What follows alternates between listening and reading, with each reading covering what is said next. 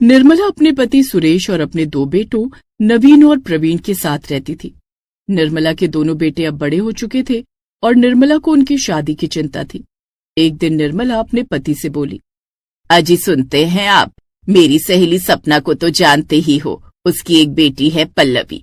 बहुत सुंदर होने के साथ साथ वो गुणी भी है। गांव का सीधा सादा सरल सा जीवन है। मुझे अपने बेटों के लिए बिल्कुल ऐसी बहू चाहिए। इसलिए मैंने सोच लिया है कि मैं अपने बड़े बेटे नवीन की शादी पल्लवी से ही कराऊंगी। ठीक है निर्मला, तुम नवीन की शादी पल्लवी से करवा लो, लेकिन प्रवीण की शादी मैं अपने दोस्त निकुंज की बेटी किरण से ही करवाऊंगा। वो शहर की स्मार्ट और पढ़ी लिखी लड़की है, हमारी फैमिली को सूट करती है। इस तरह दोनों पति पत्नी आपस में बात कर रहे थे। थोड़ी देर में शाम हो जाती है और फिर शाम को निर्मला के दोनों बेटे नवीन और प्रवीण घर आते हैं तो निर्मला उन्हें उन दोनों लड़कियों के बारे में बताती है। अगर तुम दोनों को ऐतराज ना हो तो मैं जल्द से जल्द तुम दोनों की शादी इन दोनों लड़कियों से तय करवा देती हूँ। मैंने तुम्हारे मोबाइल में फोटो और बायोडाटा भेज दिया था, तुम उसे देखकर मुझे बता दो। हाँ माँ, इसमें पूछने की क्या बात है। अगर तुमने हमारे लिए कोई लड़की देखी है तो अच्छी होगी, मुझे मंजूर है। और वैसे भी माँ बाप कोई गलत फैसला थोड़ी ना लेते अपने बच्चों के लिए, इसीलिए हमें आपका हर फैसला मंजूर है। हाँ भैया सही कहते हैं, मुझे भी शादी मंजूर है। आप जहाँ कहेंगे हम वहीं शादी कर लेंगे। दोनों बेटों की बात सुनकर उन दोनों के माता पिता बहुत खुश होते हैं और इस तरह नवीन की शादी गांव की सीधी सादी पल्लवी से और प्रवीण की शादी शहर की किरण से हो जाती है। दोनों दुल्हन बनकर घर आती हैं।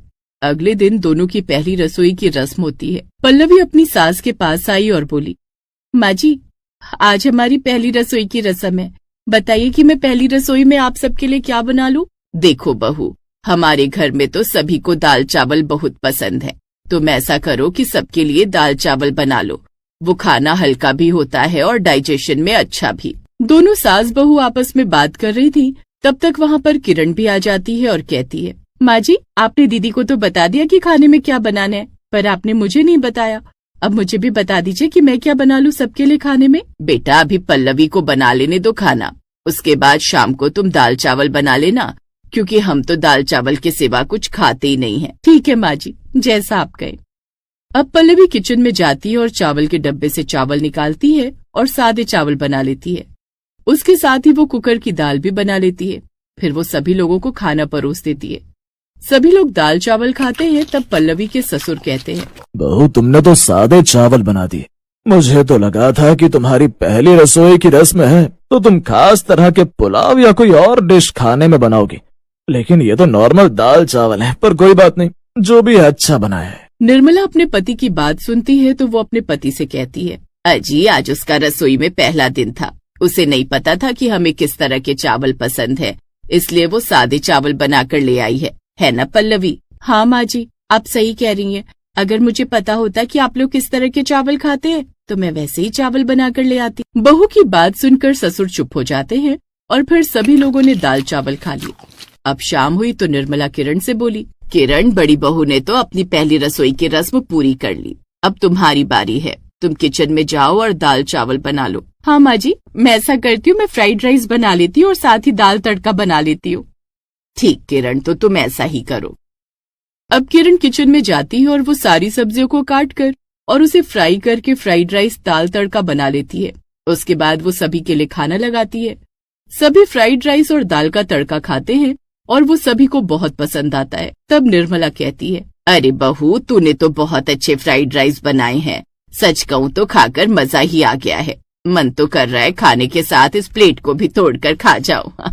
पल्लवी को किरण की इतनी तारीफ सुनकर अच्छा नहीं लगता, लेकिन वो कुछ नहीं कहती, चुपचाप खाना खा लेती है। अब अक्सर ऐसा होता, पल्लवी केवल सादे चावल बना लेती थी क्योंकि उसे फ्राइड राइस बनाना नहीं आता था, लेकिन किरण हमेशा फ्राइड राइस बनाती थी और उसके हाथों का खाना सभी को बहुत पसंद आता था। पल्लवी अक्सर उदास रहती थी और किसी से ज्यादा बात नहीं करती। एक दिन नवीन ने पल्लवी से पूछा, क्या बात है पल्लवी, आजकल तुम बहुत चुप चुप रहती हो और माँ बता रही थी कि तुम घर में किसी से भी अच्छी तरह से बात नहीं करती हो। हाँ नवीन, तुम्हें तो पता है कि मैं गांव की सीधी सादी गरीब घर की लड़की हूँ। मेरे घर में हमेशा दाल चावल ही बनते थे, कभी भी फ्राइड राइस नहीं बने, इसलिए मुझे फ्राइड राइस बनाना नहीं आता। दूसरी तरफ किरण बहुत अच्छे फ्राइड राइस बनाती है। सभी को उसके हाथ के बने हुए फ्राइड राइस बहुत पसंद आते हैं और इसीलिए सभी लोग किरण को ज्यादा प्यार करते हैं। कोई भी मुझसे प्यार से बात नहीं करता। बस यही वजह है कि मैं चुप चुप रहती हूँ। पल्लवी की बात सुनकर नवीन मन ही मन सोचता है, इस तरह तो पल्लवी परिवार से दूर होती चली जाएगी। मुझे इस बात का कोई ना कोई हल तो निकालना ही होगा। अगले दिन नवीन शाम को घर आता है और पल्लवी से कहता है, पल्लवी जल्दी से तैयार हो जाओ, आज हमें मेरे दोस्त के यहाँ पर जाना है। तुम तैयार हो जाओ, तब तक मैं माँ को बता देता हूँ। नवीन नीचे आकर ये बात अपनी माँ को बताता है। तब तक पल्लवी तैयार होकर नीचे आ जाती है। फिर दोनों नवीन के दोस्त केशव के घर पहुँचते हैं।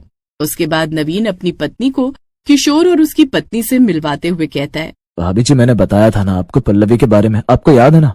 हाँ नवीन भैया, अच्छी तरह याद है। पल्लवी भाभी, हम दोनों का फ्राइड राइस का रेस्टोरेंट है और नवीन भैया ने बताया था कि आपको फ्राइड राइस बनाना नहीं आता है। चलिए, हम दोनों आपको अलग अलग तरह के फ्राइड राइस बनाना सिखाते हैं। क्या सचमुच आप लोग मुझे फ्राइड राइस बनाना सिखा देंगे? हाँ हाँ भाभी, क्यों नहीं, चलिए हमारे साथ चलिए। अब किशोर और उसकी पत्नी पल्लवी को फ्राइड राइस बनाना सिखा देते हैं। पल्लवी को बहुत अच्छे फ्राइड राइस बनाने आ जाते हैं। फिर वो अपने ससुराल आती है और वो भी सभी ससुराल वालों को फ्राइड राइस बनाकर खिलाती है। सभी लोग उसके फ्राइड राइस खाकर बहुत खुश होते हैं और उसकी बहुत तारीफ करते हैं। इस तरह सभी पल्लवी को भी बहुत प्यार करने लगते हैं और पल्लवी भी सबके साथ में मिलजुल कर रहने लगती है।